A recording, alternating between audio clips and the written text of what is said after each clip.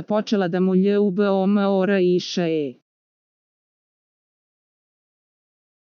Dalila prebacila caru za Maju, želi da on potpuno izbriše bivšu iz srca i glave nakon skandala u spavaćoj sobi. Dalila Dragojević i Filip Car sreli su se u izolaciji i porazgovarali o njegovoj histeriji zbog založene fotografije Maje Marinković i njega, a Dalila nije mogla sakriti ljubomoru. Vidiš čime se oni bave.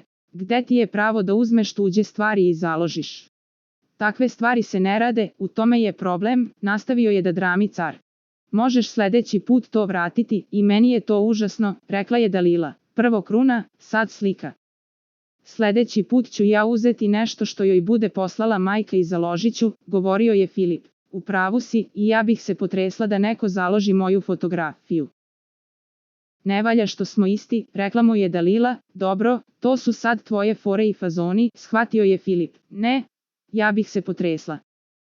Lepo je kad se zaljubiš, a neko ti i dalje stoji iznad kreveta, taj što ti je značio. Baš lepo, razumem tvoj stres, ljubomorisala je Dalila. Jao, samo mi ti o tim stvarima nemoj pričati, prebacio je car.